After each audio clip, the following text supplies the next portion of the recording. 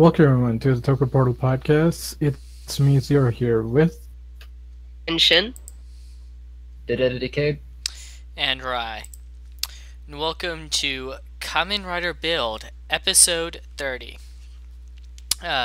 So picking up right where we left off last week, Mizora is possessed by someone named Bernage, who says that she's the Queen of Mars.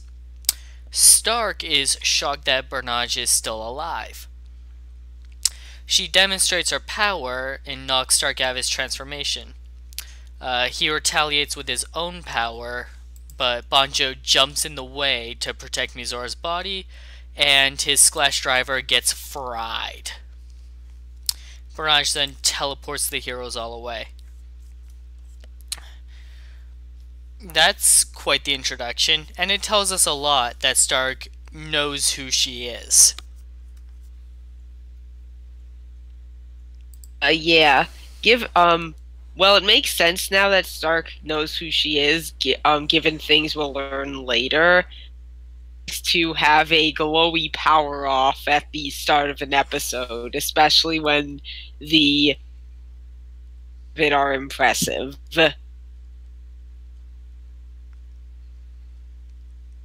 So first of all, the little recap dialogue at the beginning was freaking hilarious. Where the Prime Minister pretty much almost admits to Sento that he's actually Namba. I can't spoil awesome. that in the recap. You really, Vito? Yeah, I totally am. Yeah, and I don't think I was the only one that was kind of happy when Banjo's Splash Driver was destroyed, because his base form is just so much more fun. Wake up, burning, get cross dragon.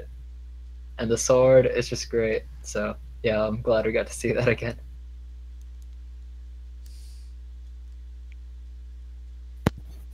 Yeah, I mean, that was a interesting start.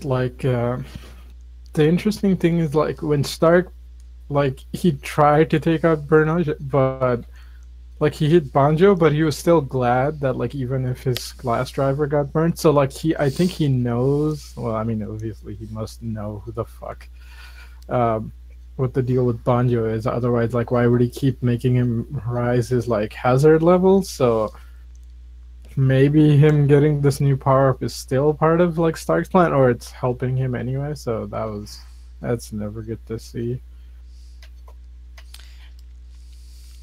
So at the shop, Sawa serves Bernage some coffee. She doesn't like it and dismisses Sawa as a kid. We don't know how old she is, so probably to everyone else they are kids to her. The others discuss if she's really the Queen of Mars, and we get some hilarious dialogue here, including Banjo questioning why she knows Japanese, and she explains that she learned it during her 7 years here. That's an interesting point right there. If Pandora's box was open 10 years ago, why has she only been here for 7 years? Why was there a 3-year time gap? Oh, that's 7 years ago is when Mizora passed out. When she touched Pandora's box. Remember, she was found 7 years ago without her memory in the room with the Pandora's box. So I thought that happened at the thing. When he opened it. Yeah, but the thing is Stark opened Pandora's box 10 years ago, and then 3 years after that he took Mizora to the room. So right, Henshin will be back. She is having audio issues. So I think what happened is they did the whole Pandora's box thing, and then they formed Faust or whatever, and then it took them 3 years to fully to get their hands back on Pandora's box, or fully have it under their control. And that's when he took Mizora to the room, and then that's when all this happened. Okay, so we already have all the information presented to us.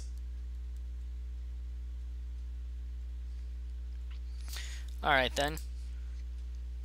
Um, she says that someone named Evil destroyed Mars using Pandora's box, and then she asks Banjo if he knows who he is. He says he's Banjo Ryuga. She tells him that he'll be the hope, and then passes out. So initially, this kind of makes it sound like she's referring to Banjo as evil, but I don't think that's the case. She's a bit too friendly with him for that.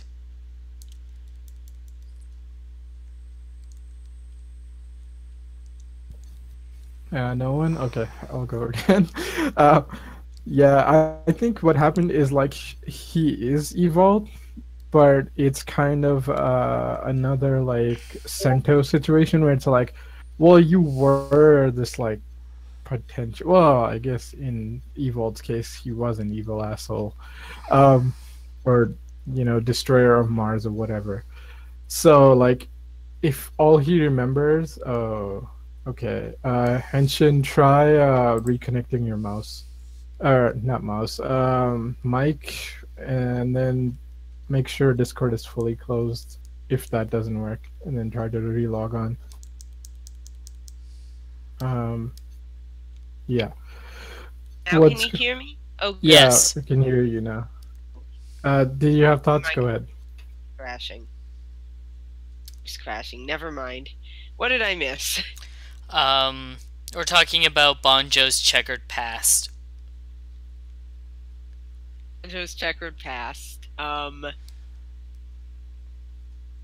see what his deal is. He seems a dumb, but he seems a bit nonchalant about being, oh, my parents died in an accident that I don't remember. Well, after plenty of years, like, you come to get over something like that. That, I mean, it's not really amnesia, but I can kind of see why I put it, but that whole scene with the birth like him as a baby and the was hilarious. Yeah, didn't really have much to say, but that dialogue, the idiotic dialogue was just so great. The writer's sense of humor really showing through there. I love Banjo asking where Mars is. And Sento calls Kazumi Yes. a fool, and Banjo gets offended because he Like, thinks he's talking about it. You fool! The What? whole- No, you not asking me you. out on a date? Oh, we're gonna get to that. Okay, we have one comment. Springtime Bonnie says Stark is possibly Kamen Rider Evolved. Yeah, And I was I gonna say think- that later. Yeah, we've been thinking that power up wise, he would need something, but then again, okay, can we?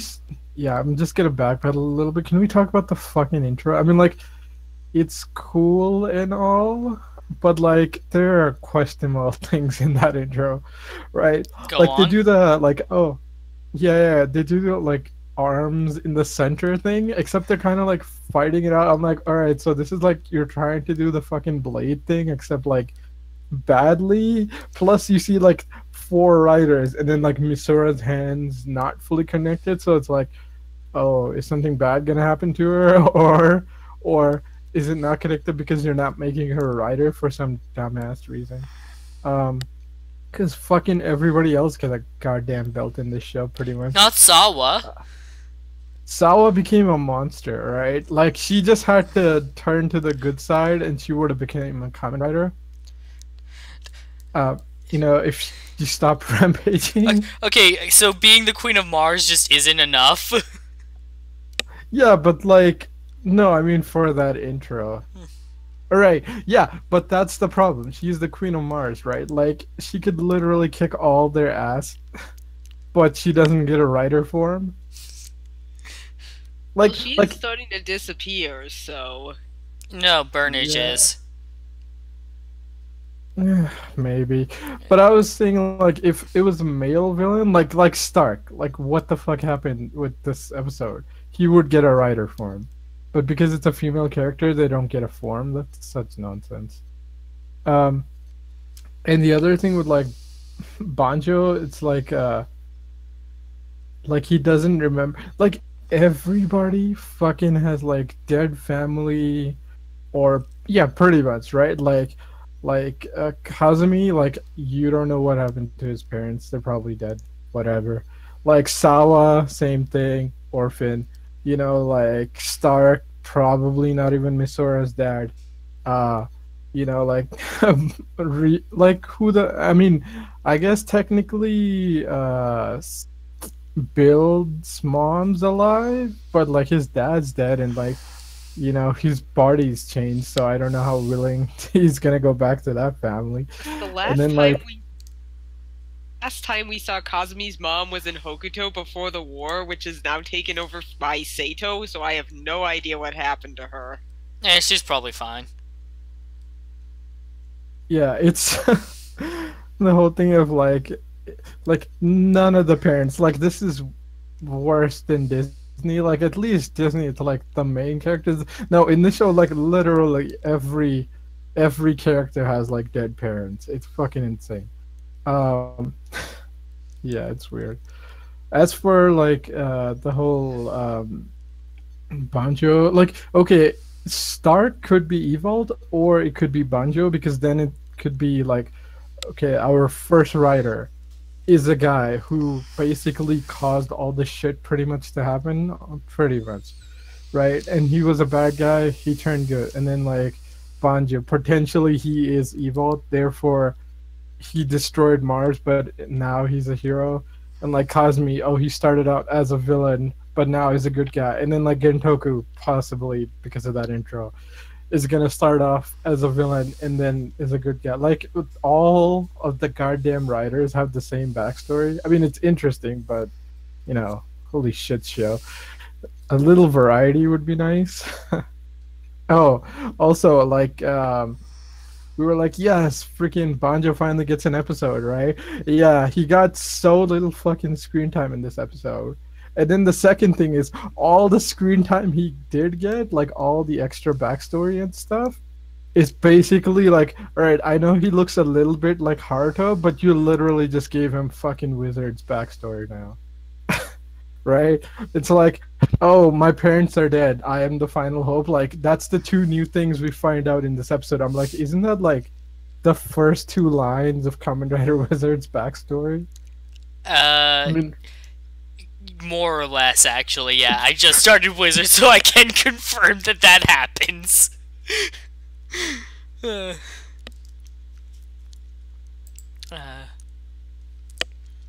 So, down in the lab, they all start using dolls of themselves to go over the information they have so far. And it is hilarious.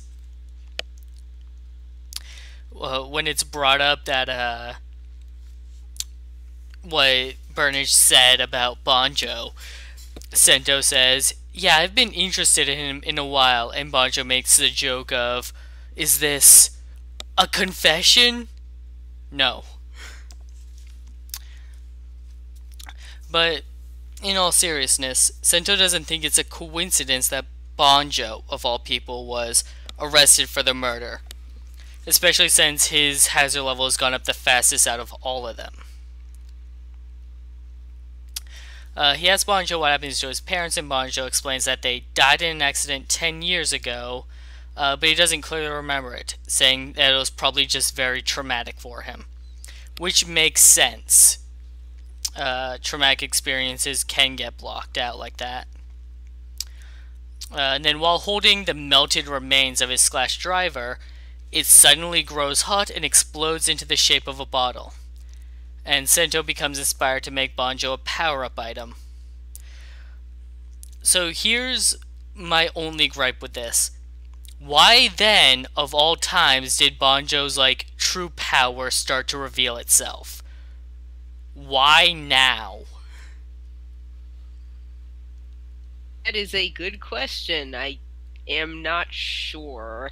Um, Maybe once he hits a certain hazard level, it triggers that, but we haven't hazard levels in a while because Stark hasn't touched them to figure it out. But like, Joe just reached like hazard level 4 or something, and that's the start where it starts to trigger. My guess. The rest of the scene was really funny, and the scene before, where they're serving Vernage tea and she's acting like a kind of a stuck-up royal and putting down Sawa, and it's hilarious. Yeah, well, I think to be fair, Bonjo hasn't ever held a burning Splash driver. But it yeah, cooled off at that point. yeah, I know, but yeah, that was kind of out of nowhere. But oh well, progression. Yeah, that did come out of nowhere. Like, I was like, what the hell are you holding? But Splash Driver makes more sense. Maybe it's because Stark shot it with like his weird red energy thing, and Bonja just like disabled that. Oh, yeah, you know that's probably it. It was probably had residual energy from Stark. And yeah, I had to do a double take on what he was holding myself. It's like, was that trash? Like, what did he pick up there?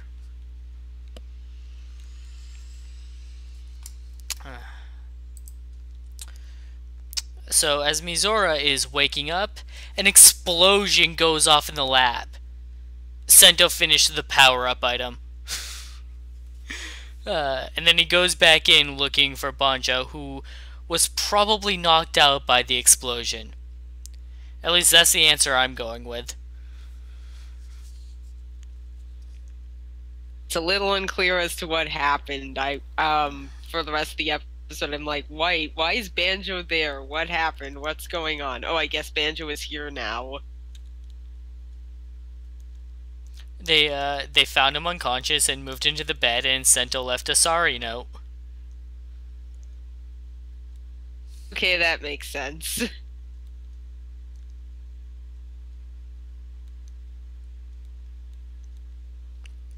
Nothing else? Okay. Sento has a little chat about Mizora, who says that, like, while she was being possessed, she didn't feel scared or anything. She actually felt safe.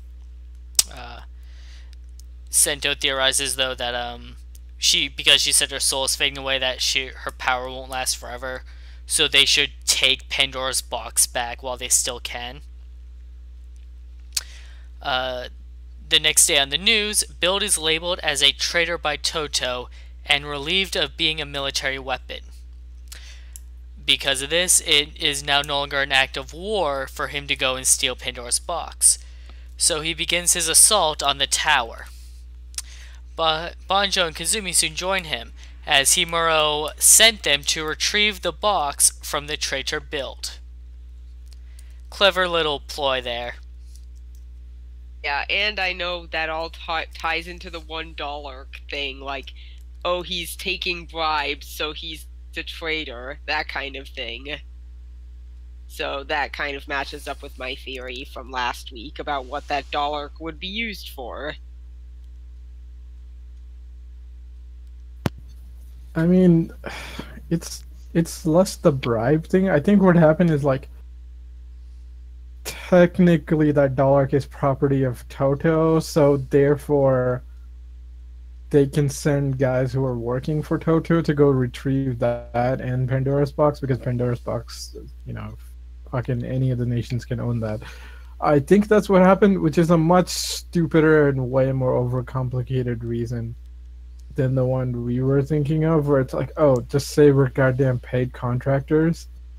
Because their solution is, right, declare build, okay, stage 1, declare build weapons. Stage 2, declare build a traitor. Stage 3, oh, build stole Toto property, therefore we can send Toto weapon or government people, which, you know, the other two riders, to go retrieve the thing and get Pandora's box at the same time, you know, while helping Sento. It's so fucking overcomplicated. It's it would have been simpler. Military Just to, politics are bullshit. that was so dumb. Like, whatever. Decade, you have anything on this? Yeah, I kind of agree, but at least we got some neat scenes. Like the first thing in the morning, Sento going solo, and that other stuff. It was alright. Yeah, I enjoyed the raid on the tower. Seeing the hard guardians come together to form the bad CGI robot monster. I Okay. also liked the interaction before they went in where they're like, yeah, Miss Sora's really pissed at you, so you have to apologize once we get back. Right. Like when the Guardians show up.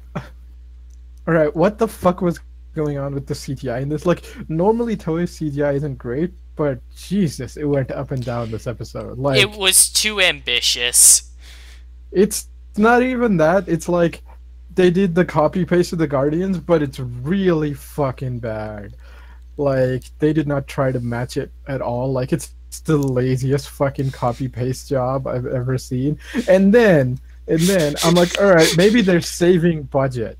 Maybe they're saving budget for like the triple. I mean, like the combined form, like the three giants, which had decent CG, so that would work. But then they go into the wall, and then like these fucking like the floor activates, right, and it starts like constructing boxes. I'm like, all right, man, that is some really terrible texture job. Because it looks like a small box. I'm like, okay, and then like fucking like 6 guys show up inside that, inside like the 3 boxes. I'm like, holy shit, this is bad scale wise. And then like the walls start attacking, so I'm like, all right, is it like we had 4 CGI scenes and like the first, like it goes, oh, you're gonna see like the group of robots, they're gonna look like ass, then you're gonna see them combine, that looks okay, then you see them jump in and like these 6 guys come out from the floor and that looks terrible, and then like the walls start attacking them, but that looks okay. So is it like literally like, no, we have to pay for the next scene, therefore the first, like the scene before it sucks? But I'm like, that doesn't make any sense. The ones that look terrible are the easiest ones to do. Like, what the fuck are you saving money on? Doesn't make any sense. It's so dumb. Yes, we have a quota of 1 good CGI scene per episode, and the rest are terrible. What was the one good CGI scene in this episode again? I mean, like when they form the Guardians and they're like rampaging, I'm like, all right, it's not great, but at least it's like decent Toei standard, right? Okay. Everything else is like somebody who just like copy pasted these images, but they don't realize that to make them real, you have to add all the shadows. But there are no shadows, so they literally look like you just copy pasted the image on top of the footage, which you know you do, but like it looks terrible.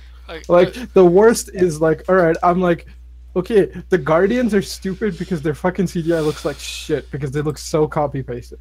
But Bill's on a fucking bike and he rushes in and he shoots the Guardian, but there's clearly an express lane for Build. And like all these guys show up and Bill just goes to the left, to the right, and like rides past them all. I'm like, what the fuck is the point? What is the point of you guys? Like, you literally just weren't like, oh yeah, these 2 lanes of traffic, it's fine, it's occupied, it's under construction, take the right. Like, what the Namba Industries, like, what the fuck was the plan here? So bad. I mean, like, at least when we do this, they like form a cohesive line so you have to blast past them. Like, when he's like riding through them and shooting and like his bike's like in the air and stuff, it looks okay. But when you see like a shot when he's like first going up against them, there's clearly one path. And I'm like, you're CGIing this. Like, why the fuck didn't you fill that in? It looks so bad. What about when they get sucked into the tower? Okay, that was really dumb, but I'm like, there's really no way around doing this. Plus, they went in because their rider kicked, and and for once, reality actually acted like reality, which is, hey, we kicked through a thing and it exploded, therefore we should go through it, not somehow bounce back, which writers tend to do all the fucking time. But this time, they just kicked through it and it blew up, and they just kept going because they still had momentum. I'm like, yeah, that's not great, but I can live with that. Okay, then let's move on. Yeah, I mean, Decade, did you have any Oh. thoughts on the terrible CGI? No. I was just trying to ignore it and focus on the plot. But yeah, it was quite atrocious. Okay. So inside the tower, Soichi is having a struggle with himself, making it clear that, or at least suggesting that, like, the real Soichi is being possessed. My guess is by the evil guy that destroyed Mars. It was interesting, and I like how, like, the voice we associated with Stark before they revealed that Stark was Soichi is probably evil, but it still brings out the question, like, was evil possessing Soichi the entire time? How much Soichi did is this other guy responsible for? Does this mean Soichi will be redeemed? It's very interesting. Yeah, I don't think he'll be redeemed because, I mean, there are plenty of scenes where Soichi was being a dick out of suit. I But guess I is don't know. that Maybe he doesn't want to destroy the Earth, but Evolt does want the Pandora's Tower up. I don't know. It's pretty confusing. I guess is that, like, Soichi was a dick and Evil capitalized on that, but now Evil's like, I'm going to blow up the planet. And Soichi's like, actually, I don't want that. Maybe Come on, I did it they once will before. It'll be fine. I am very interested to learn more about Evolt and why he blew up one planet and wants to blow up another. There's got to be something he's getting out of it. 6 satisfaction. Maybe. I mean, maybe it's just a bioweapon. Who knows? My thoughts with that, like, okay, there's two possibilities. I mean, there's more than two possibilities, but two major ones. It's one, like, Evolt's been controlling Suichi ever since he went to Mars, and like maybe that grew over time. So even without henching into Stark, he's controlling him or something. Whatever. Or it's like you guys said, which it's like, yeah, no, Evolt is like crossing a line, and Suichi's like, all right, I was cool with like most of this shit, but like you've gone too far. Those are interesting theories. The thing I was thinking of when I saw that happen is like, oh, okay, Soichi did an Ankh thing, which is like, well, he was supposed to be the final villain, but people like this asshole too much.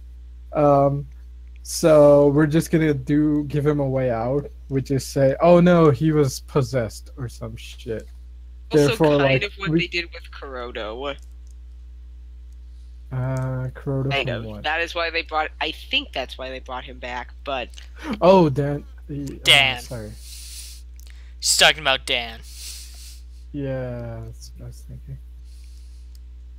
Maybe. I mean, yeah, I think they could do that. Like, yeah, it's like I'm thinking it's a way out because the actor is really fun and popular, but like, who knows? It'd be more interesting if he is like, he did all the evil shit, but then like this guy's going way, way above what he wanted, because that would make it more interesting. Whereas like if he's just some good guy who's fucking possessed, I'm like, how many fucking seasons do we get this plot? Like literally, it happens every other season.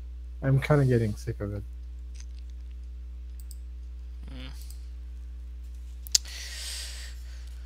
Well, we're gonna be starting a new era soon, so maybe there'll be a big change up in the formula. Probably not, but you know. I was I was gonna say maybe because like the show literally used up every fucking formula from every show, right? Like it's almost pulled off everything that the other shows tried. I mean, at this point, I'm starting to think it did so much writer shit. It's starting to pull off like Sailor Moon stuff. At this point, I don't even know. Section of the tower opens up to let the riders in, where the Gear Bros and some hard guardians await them. Sento gives Banjo the power-up item, and he starts getting fired up. As it seems like they may win, Stark begins triggering room traps against them. But he doesn't hold Banjo back, he begins blasting through it. Meanwhile, Sawa approaches Mizora after investigating Banjo's past.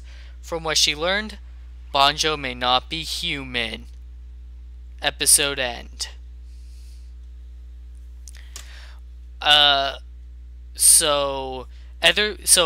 First off, really excited for Banjo's new form next episode. Second off, what the hell could Sawa have pulled up? Yeah.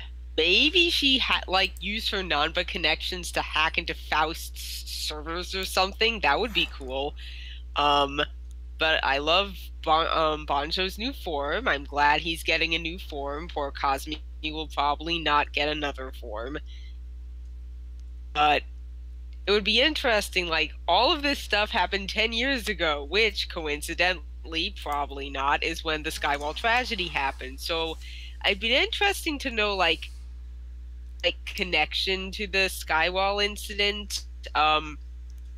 Was he captured by Faust? Were they doing stuff with him before this Skywall or after? Because it seems like the Skywall tragedy triggered pretty much everything in the show, so why not that?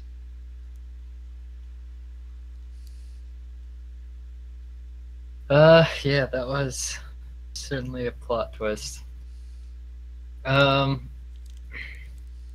see, what was I gonna say? I just draw a blank. You can go zero, I'm pretty sure I'll remember. Okay. Yeah, I could see that plot twist coming pretty much like a mile away. The one problem is this episode had really interesting shots. I mean, last couple episodes have had it, but alright, what the hell is going... Okay, Grease is most likely not getting a power-up form, but apparently he gets all the crazy camera angles and the stunts, because, they break into the tower, and, Grease pretty much does the Rider thing, which is, leap up into the air and punch a dude, but he leaps, 20 feet across, and I was like, oh, that was cool. Then he gets, this weird, last episode he had this, POV camera thing going on. This time it's like reverse or something. I don't know what the fuck was going on with his angles when they cut it during the fight. That was weird, but I'm like, at least somebody's experimenting. The one thing I have a problem with, this is the last scene with Sawa and Mizora, is they're trying so hard to make this dramatic, and it's dun dun dun. I almost went dun dun dun. Yeah, pretty much. Better if they went dun dun dun. That would have made me laugh. But the whole build up to that, and I completed Sawa's sentence before she did. Long pause, and I'm like, he's not human. She's like, he's not human. I'm like, I thought so. I know, it was so telegraphed. They're trying so hard to make it this super dramatic moment, but then they drag out the scene twice as long. So you're just sitting there saying okay, I know exactly where this is going, and you call every single twist, and it's oh man, you're trying way too hard to make this cool. But I mean, the rest of the episode was shot well, so I can give them one bad scene even though it's the last one. X8 had better cliffhangers, honestly. Oh, yes. X8 is cliffhanger central. It's amazing. We mentioned this a bit in the Sentai cast yesterday, that Xaid had a lot more to talk about than Bill does. Yeah, I think like Feels Build's more problem is like, grounded, but keep going. uh, yeah, I was gonna say it's like Build's problem is like it's got one plot, and it's like, oh shit, some other asshole has powered up and gotten the box or the bottles, and we have to go get it. And it's the same thing. It's just it goes between people. Like it's the O's problem. Like if we were doing a podcast on O's, this would be the thing where it's like, oh, what happened? Oh, this episode, these guys got the medal, and that episode, those guys, like, I mean, at least O's changes it up a bit between like, because the different greed have like such different personalities and stuff. Here, it just keeps getting more and more streamlined. I mean, like the risk level goes higher, but like the guys we're dealing with gets more and more, like the list gets smaller, or they're working together, so there's less to talk about. I think that's the problem, because it's like, oh, we had to beat these guys to get the box and the bottles, you know. And it's just like, well, before there was like Faust and Namba, like the three different estates, and now it's just like one group. That's why I think it's hard to talk about. Plus, like, it could do plot twists, but I'm like, it really can't, because like it would reveal everything. Like it would have been like the plot twist this episode was like, oh, Sawa found something. Like you see her researching, she found something, and like it just episode ends. Like then next episode we pick up, and like, yeah, it would be a cliffhanger, but like everybody would predict what the hell is coming up pretty much. Because then you're like, oh, what's the cliffhanger? Like, of course, Banjo's not human. It's the only thing that makes sense. Um, as for why he's not human, I think what you found is Banjo's fucking dead. Like, he died in the crash with his parents. Oh, that'd be really good. Really good. Zombie Banjo. I want Zombie Banjo.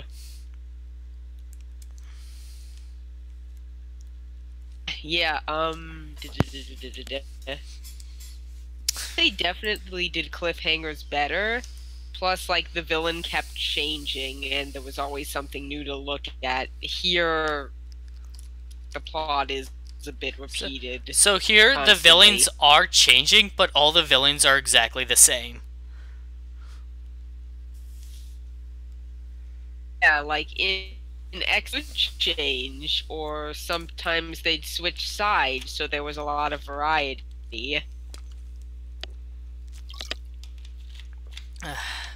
I remember what I was going to say, but it was just a minor point compared to what you guys are talking about. We'll say it anyways. I was just going to say that I'm glad the engine bros, or the gear bros, whatever, are still villains, because I totally thought they were just going to get done for the second Build got a new form, but at least they're sticking around, putting up a fight. But that's all I had to say. Just watch. They go down next episode. Yep. Banjo's gonna kill them.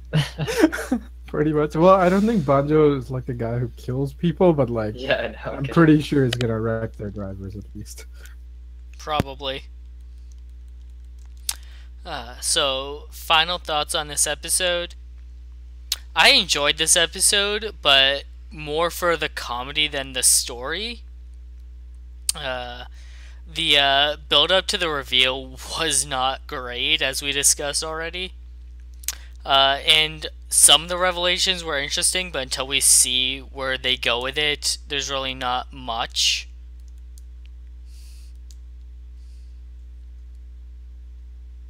Yeah, this episode had better comedy than drama. The action was alright, the CGI was not.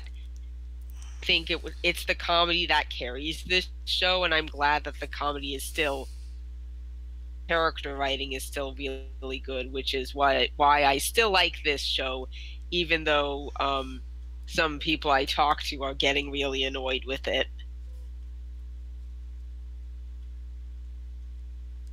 I liked this episode because the humor was good, because the current Sentai has been a bit dark compared to recent years, so it was nice having some lightheartedness in the Rider show. But yeah, we'll see where the plot goes. I mean, the Sentai thing might be because they're in writer's slot, so maybe they're being allowed to tell slightly darker stories, or it might just be because it's a more intense season. Um, as for this episode, yeah, a little too much on humor, but the thing is, okay, like next week's episode and this week's episode, like maybe we have enough plot for a two-parter, but like it feels like we didn't. And we had like an episode and a half, and because like the form is next week, we had to drag this episode out. So we padded it with a little extra humor and stuff. I'm like, all right, this is getting like a little too over the top and a little too meta because of like like they're talking and like Santo basically goes, "Oh yeah, what did he say in episode 1?" And he does like the hand thing and like there's a mirror. I get it. Like in universe they're not seeing that, but like it's getting a little too close to like fucking breaking the fourth wall. Because he's like, "Oh, it's what Banjo said the first time, right? Like we met or when we were talking about our backstory." Um, yeah, I think it's just because this episode was a little padded that it wasn't great. But otherwise, like, it's still solid. Hopefully, I mean, as a show, it's still solid. This episode, it was okay. Hopefully, we finally get a real Banjo episode next week, because this week he was barely in the damn thing. Or I mean, he was, but he barely got to do anything. Yeah. Hoping that the new form reveal does justice for him as a rider. He deserves more than what he's getting. So, thanks for joining us tonight, everybody. We'll be back next Tuesday for more Lupin Ranger vs. Pot Ranger, and next Wednesday for more Kamen Rider Build. It was a bit of a slog right now, but hopefully that it picks up.